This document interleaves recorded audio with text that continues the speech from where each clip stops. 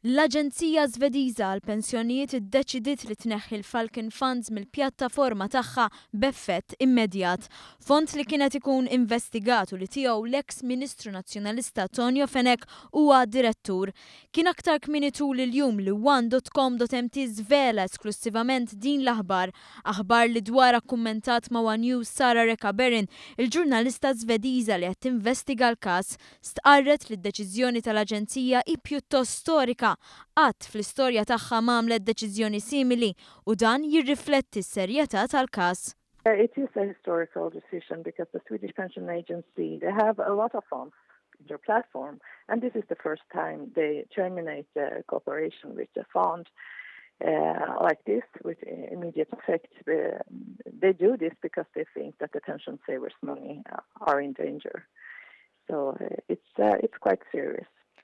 X'wassal lill-Aġenzija Żvediża għall pensjonijiet tieħu deċiżjoni ta' dan it-tip?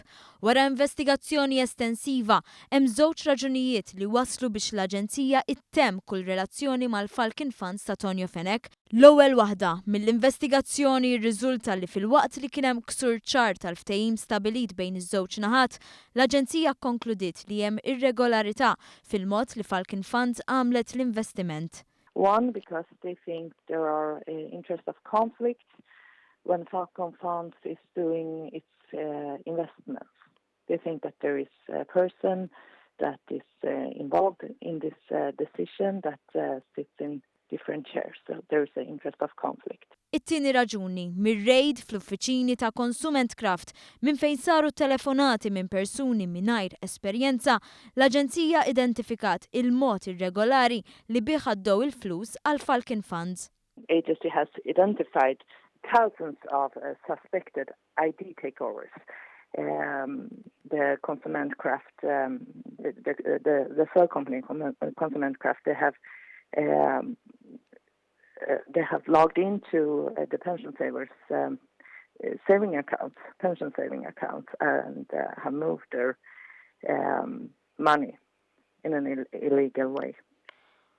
L-Aġenzija Żvediża konkludiet li Falcon Funds ta' Tonio Fenek huwa perikolus u li kienet ipoġġi riskju serju għal pensjonanti.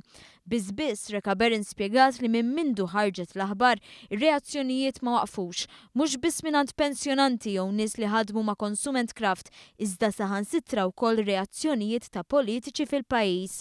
Ftit wara li l-Aġenzija Żvediża ddeċidiet, intbagħtet ittra estensiva biex tinforma lill-eks Ministru Nazzjonalista Tonio Fenek.